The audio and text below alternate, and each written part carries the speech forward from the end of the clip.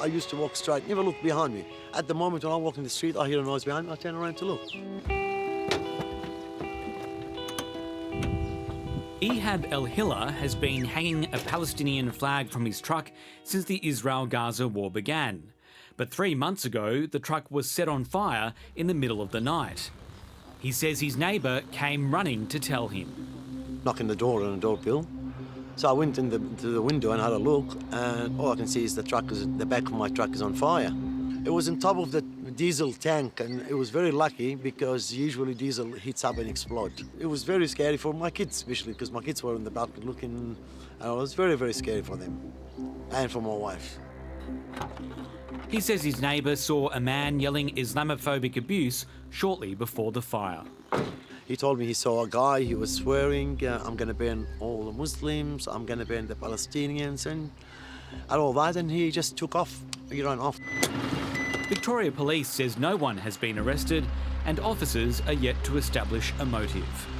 Ehab has since stripped any flags from his home, his wife's car, and has installed security cameras, but continues to display Palestinian symbols on his truck. And I have a lot of family there in Gaza. I've lost a lot of family. Cousins, aunties, kids. This is a message for them because they watch, they see everything, and they need our support. We just hope the government actually do something better about it, especially about Islamophobia, because it's just getting worse and worse and worse at the moment.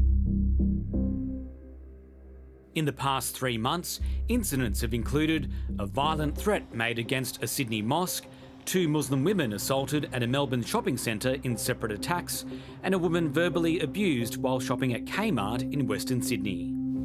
Are you proud of wearing from the river to the sea? You are! Get Allah! It's obviously horrible for the community that's being targeted and on the receiving end of the attacks, and has a serious impact on their sense of belonging and safety in Australia. But it's also bad for all Australians. This isn't just a Muslim problem, this is an all of Australia problem.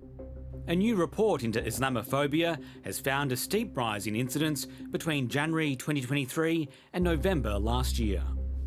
The number of in-person incidents has increased by 150%. So what that averages is about 1 incident per day across the whole 700 days of the reporting period. Researchers from Monash and Deakin universities analysed more than 600 incidents reported to the Islamophobia Register. The register has been operating since 2014, and the latest results are the worst on record. We saw a real increase in 2023 in October after the attacks of October 7.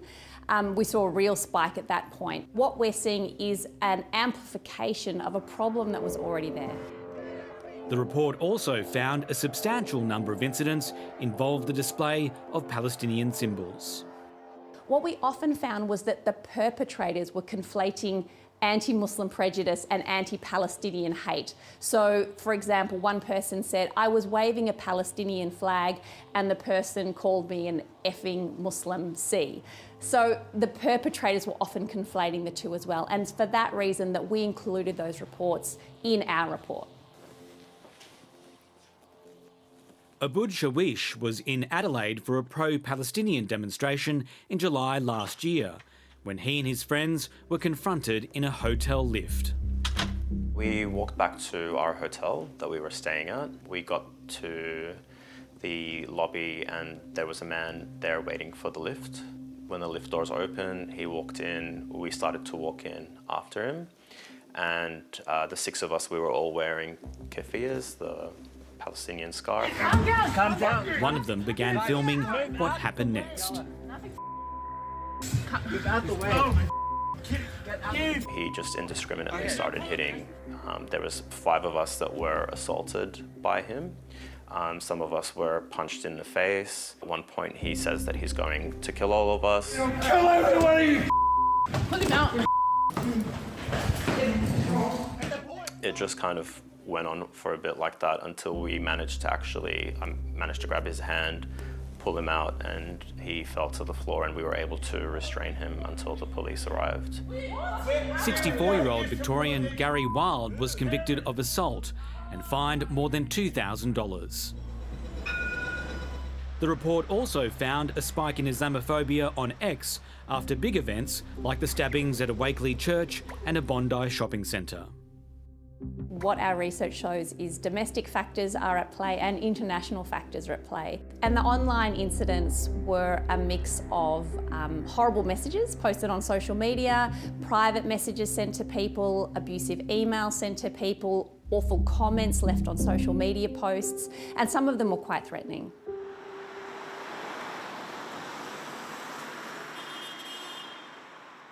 The Muslim mayor of Canterbury Bankstown in Sydney's West was online this month when he was alarmed by a comment on one of his TikTok videos.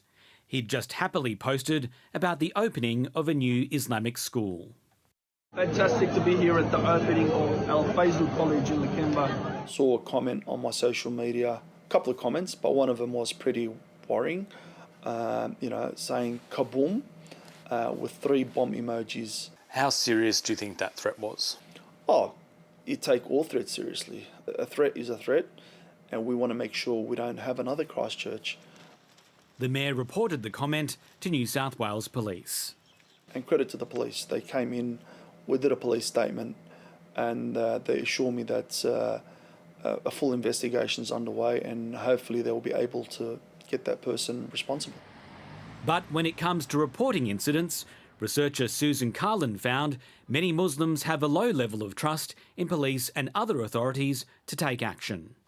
Only 18% of victims wanted to report to the police, for example. And the main reason they told us they didn't want to report is because they said, what's the point? Nobody believes us, nobody takes it seriously, nothing will change. That in itself is a real concern because when these things aren't being properly tracked and supported, they're very difficult to challenge. A lot of people in the community tend to just let it go because they're used to it, they see it every day, they hear it every day, they're talking about it, so they ignore it. Mayor Bilal El Hayek wants that to change. It's serious and it affects people and it's hurting people. If we don't report it, nothing's going to be done about it. Ehab El-Hilla has lived here for more than 40 years and says this is not the Australia he knows. Like, I live in the street, everyone knows me, everyone loves me, I love everyone, all my neighbours, they're all, Australian, Netherlands, from everywhere. They celebrate when it's Ramadan, they all say Happy Ramadan. When it's Eid, I celebrate there, and Christmas I give them presents and all that. We love each other for that, and that's how it should be. We shouldn't be like hate or anything.